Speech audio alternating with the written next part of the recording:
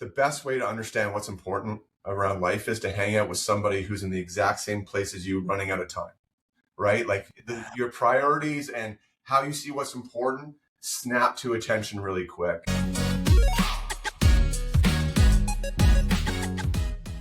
Hello and welcome to another episode of the Best You interview series. It's Gary here again. Thank you very, very much, as always, for taking the time to tune in. And today I am absolutely thrilled to have a conversation that I think you're going to remember for a very, very long time. I am joined by adventurer, endurance athlete, documentarian, founder and philanthropist, and he has a day job as well, Chief Operating Officer of Longview Systems here in Calgary, Kevin Crowe, who is here to discuss his experiences when you align your values with your activities.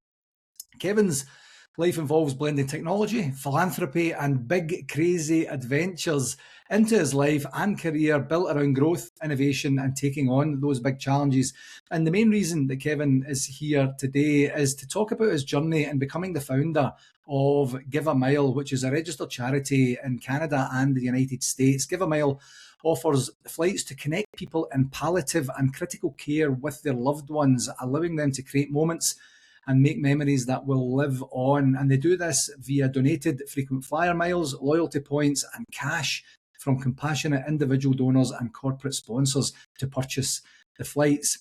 Prior and parallel to his professional and philanthropic pursuits, Kevin has embarked on a series of endurance events that challenge the limits of what's possible. And we're going to definitely talk about that today. And these events have been more than just races. They've been transformational experiences that have taught Kevin the values of resilience, discipline, and the sheer force of will. If I wasn't feeling inadequate before I started recording today, my inadequacy level has just skyrocketed because of that. And I say that somewhat tongue-in-cheek.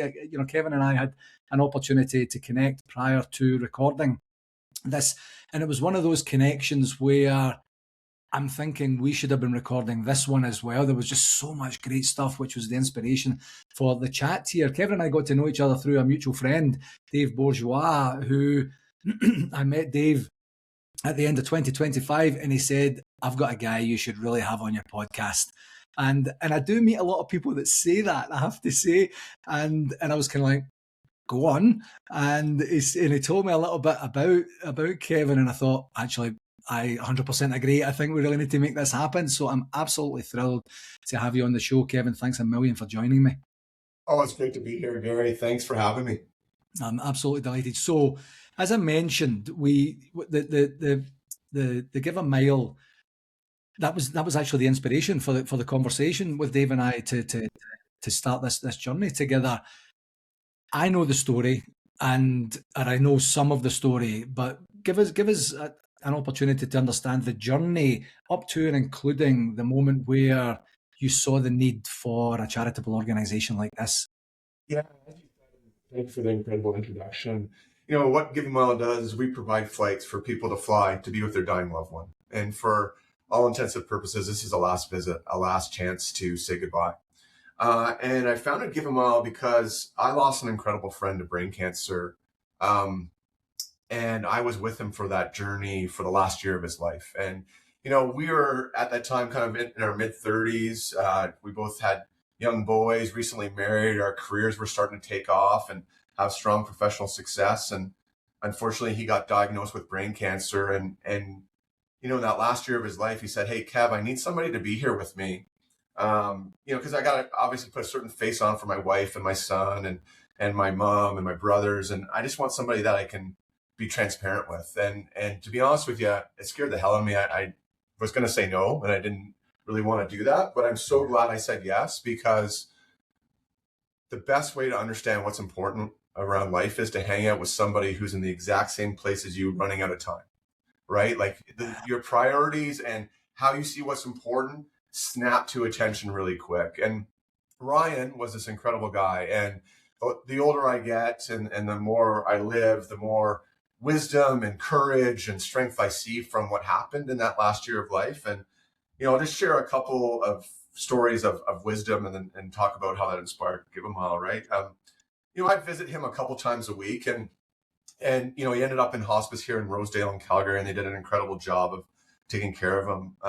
And I remember one day I was, trying to get to him, and I showed up and I threw my jacket down and I was all frustrated. And he goes, what are you so mad about? I'm like, oh, I stuck in rush hour traffic, and I should have been here like 40 minutes ago, but there was an accident. And he just looked at me and said, oh, what I would give to be in rush hour traffic right now. Right. And just the perspective of that, right? That these things that, we take such for granted, can be something that people would give anything for. Right. And I remember, just to play that forward, we got to the place where we realized, because you're always trying to find a miracle cure. And, luckily we had resources around us for treatments, and we were trying different things. And we got to the point where we realized there was no miracle cure. And I said to Ryan, what do you want to do? And he was a big golfer, and, we had the young kids. So I was like, do you want to go to Disney World? Do you want to go golf on the best golf courses in the world? And he said, I don't give a shit about any of that. I just want time with my family, my friends. That's all I care about. And I remember a few days later going back up to hospice and seeing him, and he was in bed and he had his 4-year-old son in his arms, and they're watching Jungle Book, and he had this big smile on his face. And he gave me this look, and I just knew what he was saying to me is, this is what it is. These are the moments. Right. And so, I was, had the heartbreaking honor of being there at his bedside when he took his last breath, and putting his son in his arms, and having him give his son his last hug, and his wife was with him. And I saw this incredible, powerful goodbye. And, in Calgary, I'm not from here. He's not from here. We saw so many families in that hospice on the phone trying to find a way to say goodbye, or, hey, dad understands you can't afford a flight, and, we've used all our money on the cancer treatments or what have you. And so just seeing them not have that moment that I had with Ryan and his family. And I found out that there was, something like $20 billion worth of travel miles that we all sit on every year in Canada, just Canada alone. Yeah. And I was like, we can have people donate small amounts of those miles, right? So you don't donate some Aeroplan miles, and I don't donate some Aeroplan miles. And we get these families, friends on these planes, and we have these final visits. And we launched Give a Mile about, I think we're going into our 15th year now. We've done over 1,400 flights using 65 million donated miles. And there's 1,400 incredible stories I can tell you. And I tell you that Give a Mile has been such a gift. It's taught me so much about how to value life and how to ensure that you're living life deliberately. Oh, wow. What an incredible story. And I didn't realize it really came from the palliative care situation where you're literally observing as you're experiencing at the same time. Was Brian part of your initial planning of that, where you're saying, are you seeing what I'm seeing? No. When Ryan passed away, I just knew I wanted to do something really special for him, because he was just such a special guy, and he had taught me so much through that last year. And I'll say this, sometimes when I tell that story, people think like Ryan passed away and then, 6 months later I started charity. No, it was like 2-3 years of grieving and making sure his family was in a good spot, getting myself and my family in a good spot. But I always knew I wanted to do something special. And there's incredible people that raise money for cancer, and there's lots of great charities around that. So I wanted to go into a space that was unique and special and honor him. And there's no other charity that does this in the world. We're the only charity that does it. And I felt that was a real great tribute to Ryan. And, one of the things I love about Give a Mile is, his son is now, 19. And, he asks about Give a Mile. And, my son's now in his early 20s, and he asks about Give a Mile. And to see the legacy of this, and to see that has kept Ryan's legacy alive, and show the impact of this great man that we had in our lives, has been an incredible gift. Absolutely, yeah. And what a legacy for Ryan and his family. That I'd like able to say, look what was inspired by this. It resonates with me so much. When my dad passed away in 2022, there wasn't a need for a charitable input or influence on this. My sister is also here. One of my sisters is here in Calgary too. And we had news from back home. He wasn't doing so well. And my sister Debbie, she's like, what do you think? And you can never fully trust the information you're getting until you're there in person. And she says, I think I'm going to go back. I says, right, I'll tell you what, you go back. And if it looks like it's in some sort of dire situation, then I'll head back on the weekend, and then we'll see what that looks like. She's heading back and then gets delayed in Dublin. So she flies directly from Calgary to Dublin, sitting on the tarmac for a wee while, then finally gets off the plane, misses her connection to Glasgow, and then is in a state because the news is getting slightly worse and slightly worse. Again, she's not had the opportunity to be there. And then eventually she gets there and she has 2, 3, 4 hours with him before he passed. And me, I'm on my way back from a football game in Spain because I had zero clue that any of this was happening. And even just the knowledge and understanding that people out there know, understand, appreciate, and care about these things is absolutely brilliant. And it's fascinating as well that you're the only charity to do this at the same time. And you get that opportunity to revere Ryan's life and the opportunity, for him to, as I say, carry on that legacy. So that then manifests itself into a documentary. I mentioned that in the bio. And prior to recording, actually last night, I watched the documentary, and I'm going to ask you to talk about the documentary, and then I'm going to tell you about my experience watching the documentary. And this real men cry and stuff like that. I'll tell you, absolutely, man, oh man. But how did the documentary come around? Yeah, I love to do big endurance adventure sports, like you had mentioned in the introduction, and ironically, when Ryan was passing away, one of the things I was doing just to deal with the emotions was I was going for runs and trying to cleanse emotionally, going back to my family. And I don't know how well it worked, but I thought it was helping me. And when Ryan passed away, I had this kind of bucket list item that I always had wanted to run a marathon. And I realized I was running far enough through that grieving process that I should just go run a marathon. And I went and I ran that marathon. And I want to put this in perspective. Running a marathon, running a 5K, running a 10K, if you're getting off the couch and you do that, amazing. Like, absolutely, you should be proud of yourself. The thing for me is when I finished the marathon, I wanted something a little more off the map, right? A little more like problem solving. I love the outdoors. I wanted to be in the mountains. And so I found these ultra races, these big, long races through the mountains, 100 kilometers, 100 miles, 200 miles. And so I started on that journey. And that journey, I think, had to deal with grief, and it also had to deal with, learning about yourself. And when you're out 200-mile mark, you have nobody but yourself in your brain. You learn a lot about yourself. And so this year, I want to do something. I want to bring those two worlds together, give a mile and doing big endurance events. And so there was this race that I've been really scared of doing that had freaked me out. It's called the Yukon Mountain Ultra. It's 650 kilometers. Basically, think of it north of Whitehorse in February, in the dead of winter. Self-supported, so you're pulling all your own supplies on your sled. And minus 40, minus 50 conditions. You're sleeping outside, you're setting up your own tent, all that type of thing. And I was doing that to race 37 flights for Give a Mile because Ryan was 37 when he passed away. And luckily I got connected to an incredible documentary crew, Aiden and Claude. They did an incredible job coming up and kind of documenting that and allowing us to share the story of both Give a Mile and the race. Yeah. And it just turned out to be a fantastic adventure. I'm happy to say, we did raise more than 37 flights through that process. That race was incredibly, incredibly difficult, as you saw through the documentary. It was on a new course.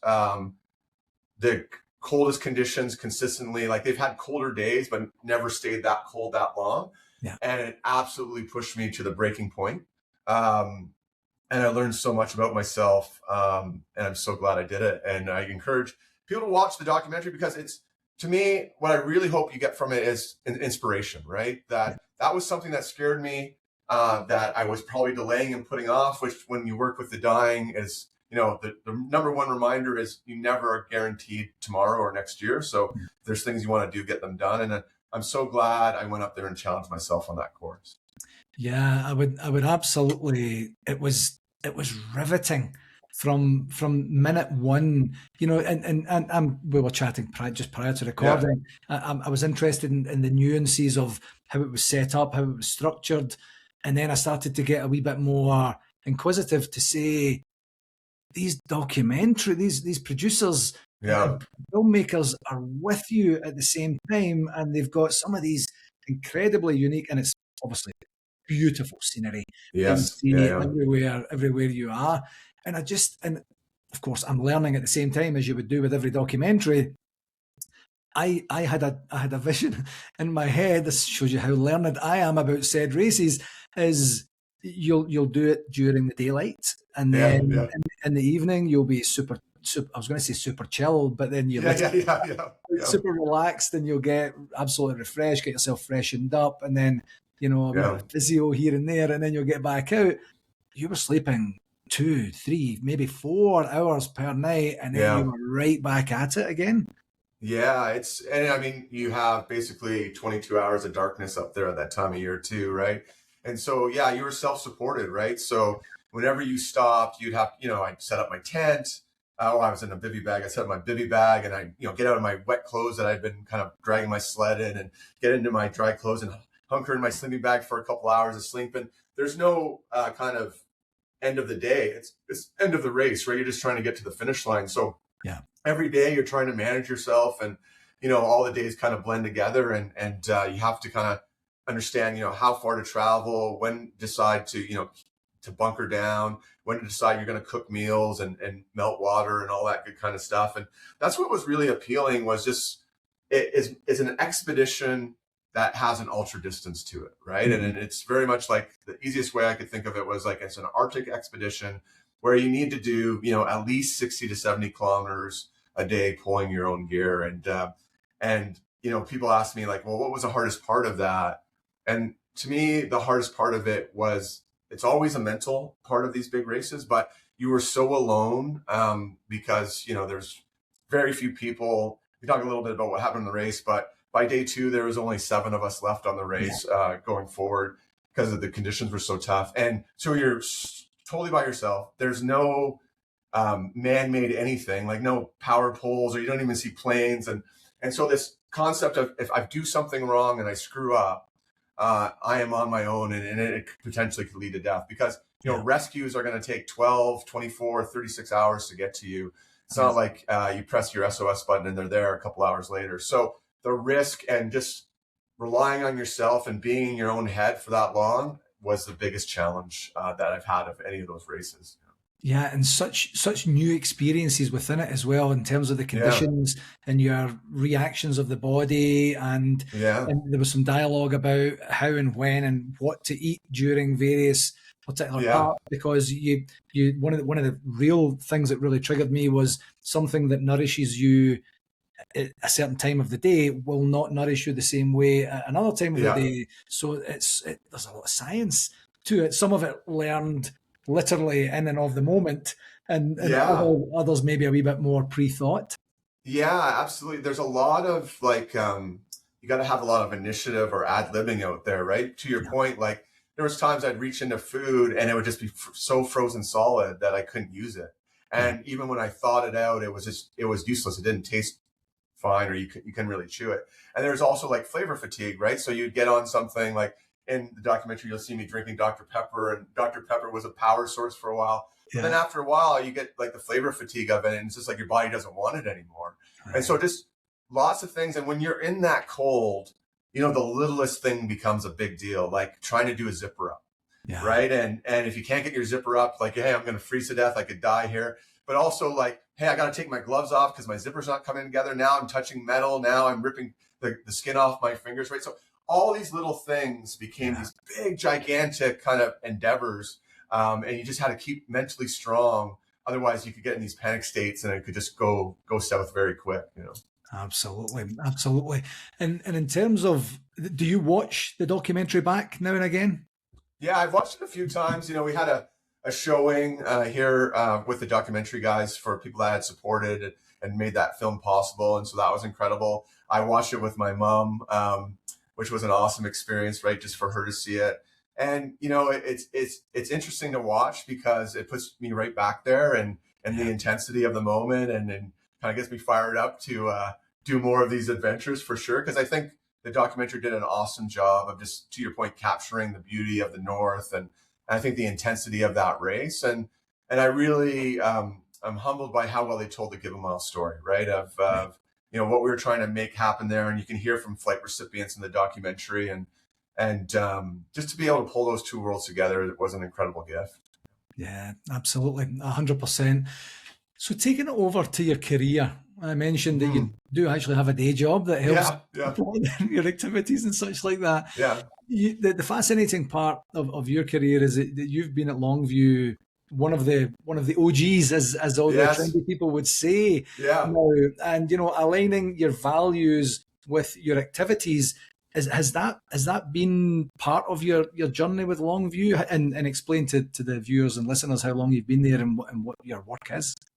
Yeah, absolutely, 100%. So, I've been at Longview 25 years. We're, 25 and a half year old company. I think I was employee number 10. We're about 1,400 employees now. We're a tech company across North America, founded out of Calgary, Alberta. And somebody just asked me this a couple of weeks ago, like, Cav, you're like this person that takes risk and adventure, and you've been at the same company 25 years. Like, square that for me. How does that work? And there's a couple pieces to that. One is, we have an incredible founder, Don Balick. This company is about taking care of people, 100-year vision, not to be bought or sold. 100 years starts today. So we can give people an incredible place to grow their careers, and a great place, to live their lives, right? If you love the work you do, you go back into your communities and make them better. Yeah. And so I say to people, well, this is the company I would want to start. This is the company I would build. Like, the values here are lined up to my values. And I'm really proud to be part of that and to participate in that and have an owner that supports that. So, I've looked at my life with deliberate design, and try to be as deliberate as possible. And I think some of that came through the Ryan experience. But, I look at a couple key things. One is, do something that you love that pays the bills. And for me, that's Longview.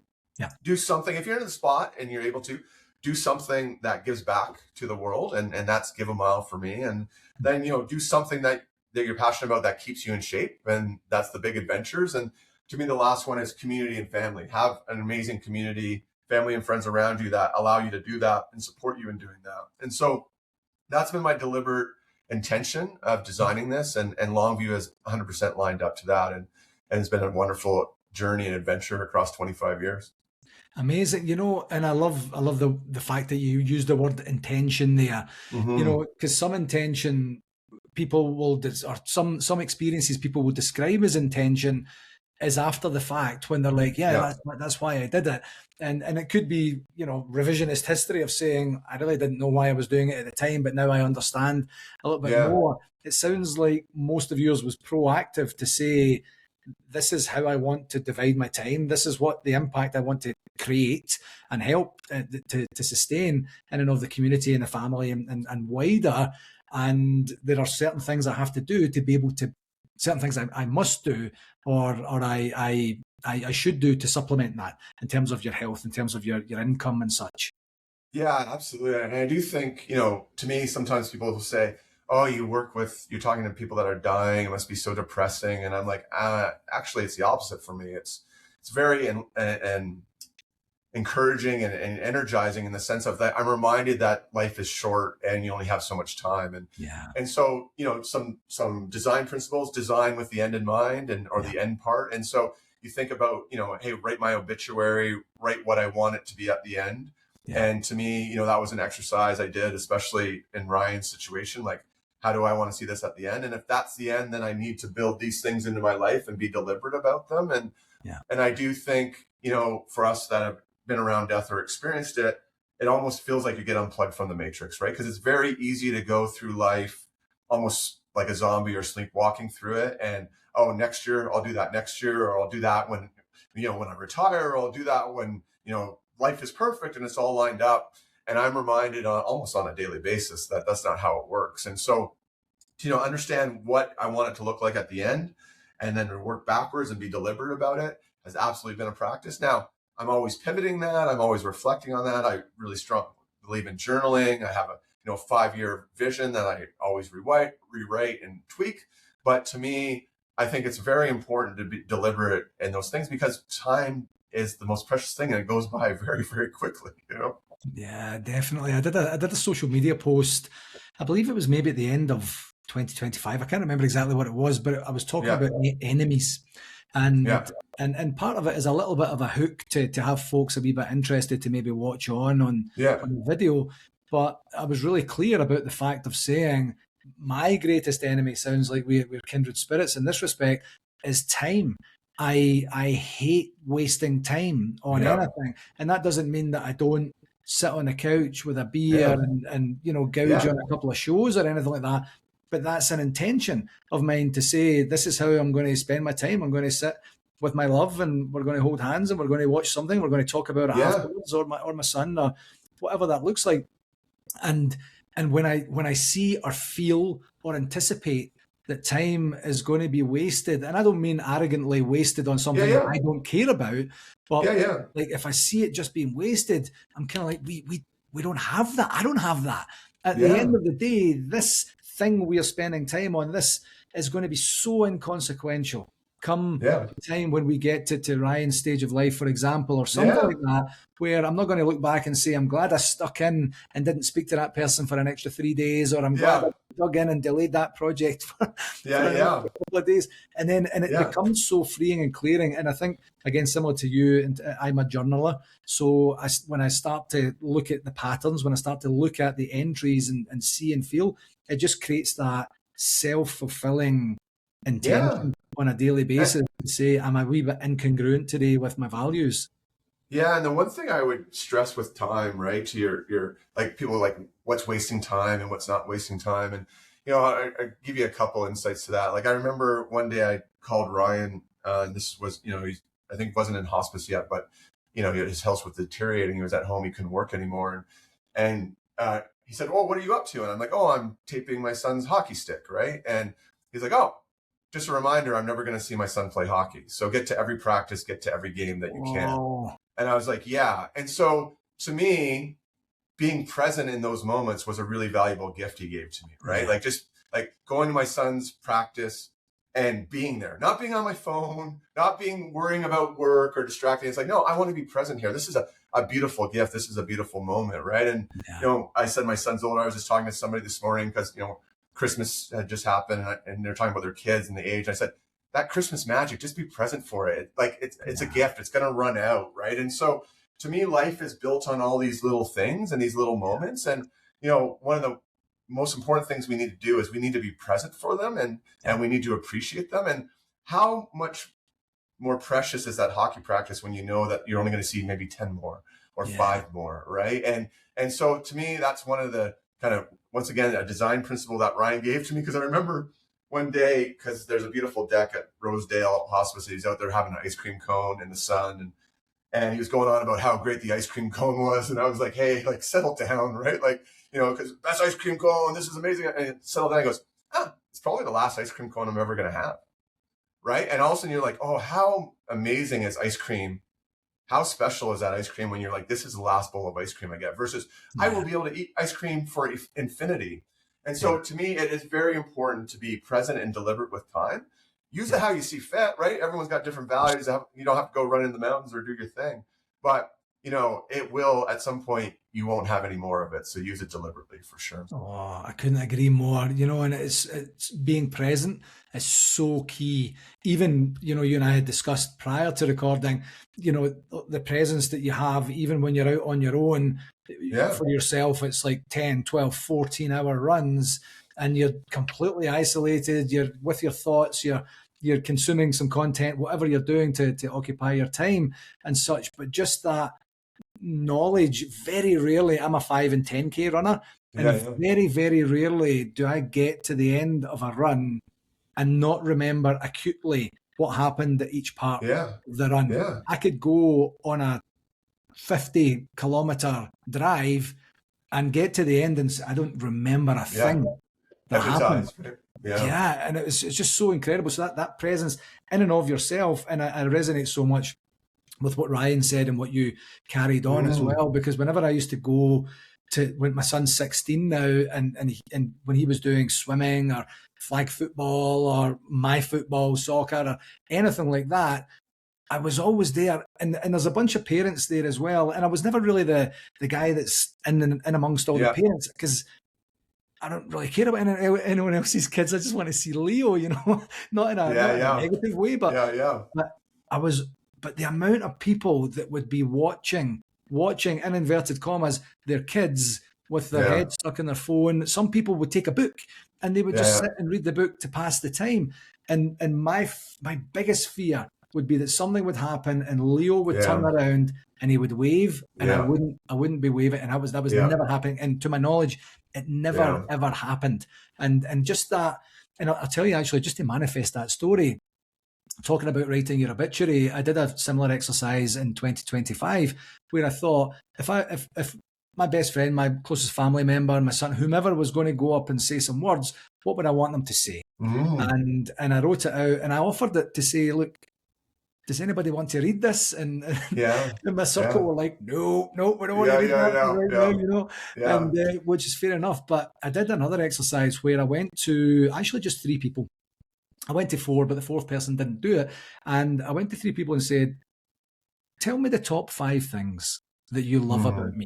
And in my family and friend circle, we have this thing, which I now understand from a psychology perspective, is called pro-social teasing, which is if you really love someone, they're going to get the gears all day, every day from you. Yeah. So then I had to explain, look, you can be funny if you want, but just if you don't mind, and take a little bit of the embarrassment out of it. Like if you could text it to me, you could tell me right now, you could email me, or whatever you want to do. And one was my love, my partner Erin. The other was my sister here, Debbie, and the other was Leo. And Leo was the last one. So Debbie and Erin did it, and then Leo was the last one. And I said, like, what's preventing you from doing it? And he says, I don't really know what I'm doing. I says, it could be 5 words. It could be 5 very short sentences, just to have him think about it. I says, you can text me. You could, like, if you need to go to the other room, I don't want to make you feel awkward. And one of the things that it was a 1 word on this bullet was presence. Oh, and that's beautiful. I says, do you mind if I ask you about that? Like, what do you mean by that? He says, you're always there. That's and beautiful. Then when you're there, you're there. Yeah. And this is just from a guy who's just turned, 16 or so. Actually, maybe he was even 15 at the time.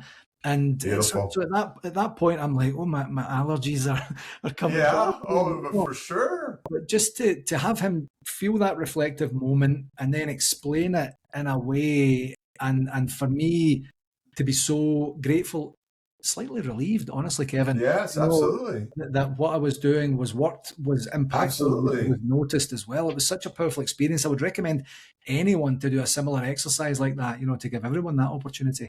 Yeah, and that reminds me, one of the other things Ryan did when you realized he, was dying is he said, I'm not waiting for a funeral for people to come say nice things about me. We're going to do it now. And he threw a huge party, and he brought in like his university roommates, and, he had friends since he was in kindergarten, and we all came.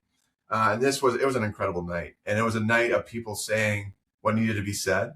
Yeah. And it was just so powerful and such a beautiful moment. And I remember, because Ryan was one of those people, and he was a little bit like this before he was dying, but definitely leaned into it more, that, he was going to make sure things weren't left unsaid. And I remember I was sat with his wife, and Ryan was in hospice at this time, and a hospice doctor came to us, and she said, hey, because Ryan was mainly unconscious, 23 hours a day now. And she said, I can cut the drugs back, the painkillers and stuff, and I can get him conscious if you need to have a conversation. And we were both able to say to the doctor, everything that needs to be said has been said. He doesn't need to be in pain. And that was such a powerful gift, right? And that there was nothing left, nothing that I felt like, oh man, I should have told him this, or I wish I had told him that. And I've taken that lesson in life, because you don't know, right? And why save that and wait for people to do that at their funeral? Tell them now, And the other thing I'll just say on that is, give them a lot of families, when they talk to us and they're working through getting a flight and getting approved, and they'll say, I don't know when to fly, right? Because, they might be trying to time it to be right at the perfect ending. And I'm like, very hard to do that. What is it that you want? You want time. just go now, right? Yeah. Like that's the gift you want. Go get the time now. You don't have to time it to be perfectly at the end. And so this power of presence and time, huge, huge, huge. Absolutely dynamite. So talk me through, before I get to my last standard couple of questions here, Yeah. Kevin, talk me through the process. If someone is in a situation or might be coming up upon a situation where they might need some help and support to be able to get to their loved Yeah. one, what does that process look like? Yeah, anybody can go to giveamile.org. And if you have miles or money to donate, we recommend, go there and there's a donation button. But if you need a flight, you can request a flight. There's a button on there. There's an application form. It's basically 2 pages. We try to keep it as simple as possible. We need your information around where you need to fly to and from, and some personal information to book the flight, and then explain the story of why you're needing the flight. We also require medical verification. So that's like a note from the doctor, nurse, social worker, or religious spiritual care provider. Once we have that confirmation, it goes to our flight review team. They'll look at the resources we have and the requests we have in, and if approved, we book your flight and we send it to you. Now, saying that sounds maybe like a long process, but we understand time is of the essence. So we literally have gotten that done on like a Thursday and gotten people booked on a Friday, as long as all the paperwork is in. We try to accommodate as many flights as we can. Obviously, we're a limited charity with limited resources, so unfortunately, we do have to say no to numerous amounts of flights, but we do our best. The one thing I will say, sometimes people ask about multiple family members. We look at every family situation independently, so we don't have a hard and fast rule on that. So, for instance, if it's like 2 grandparents needing to fly to see a young grandchild that's about to pass away, we look at that. If it's maybe multiple brothers and sisters of a young child, we'll look at that. So by all means, giveamile.org. It has all the FAQ. It will help you. It'll have all the information for you. Yeah, I love it. I think it was possibly the video on the website, or maybe it was a documentary. I can't remember now. And I'm so glad you talked about time. Obviously, we spent a bit of time talking about time today, but where you had waited a few days, got back to the person, and the person says, "I haven't slept for 3 days waiting on a call." And at that point, from a continuous improvement perspective, you're saying, actually, we have to have this process as tight as it can be. That was within our first 10 flights. And it was, somebody that it was our first international flight. Right. Flying someone into Canada, or flying his family in to see him here in Canada. And, we were debating it. And, this is before we had the flight review team and all the processes mature. And I called him, and like you said, 3 days later, and he's like, I've been waiting. I haven't been sleeping. This is the biggest thing I'm focused on. And we realized we got to be quick. We got to get answers quick. And so, we realized we have to speed that up. So that's one of our commitments for sure. Wonderful. Absolutely wonderful. So this, as you know, Kevin, this is called the Best You podcast. Yeah. And I take this opportunity to ask every guest, what's one regular practice that Kevin employs to give him the best opportunity to be the best version of himself? Yeah, I'm very much about like a disciplined day and a very structured day. And I've worked on that morning routine. So one of the things, I'm going to take 2, if you don't mind. Absolutely. One is, I'm an early morning person because I think win the morning, win the day, right? Mm-hmm. And if you get up kind of before the world starts and you get some time to yourself and some time to reflect and to be able to do what I call deep work, I think it just really helps you win the day. But the number one thing, I think if you said, hey, I got to take everything away from you, you can only do one thing a day, it'd be meditation. And I was an anti-meditation person. I grew up very working class, and it felt like a bunch of, hoo-hoo and why do people do this? And it's like hippie stuff. And, I started meditating kind of maybe in my early 30s. And it is such a valuable exercise to understand your mind, to understand the stories you tell yourself, to become the observer of the observer, to find peace in yourself. If there's only one thing I could do, it would be meditation. That's incredible.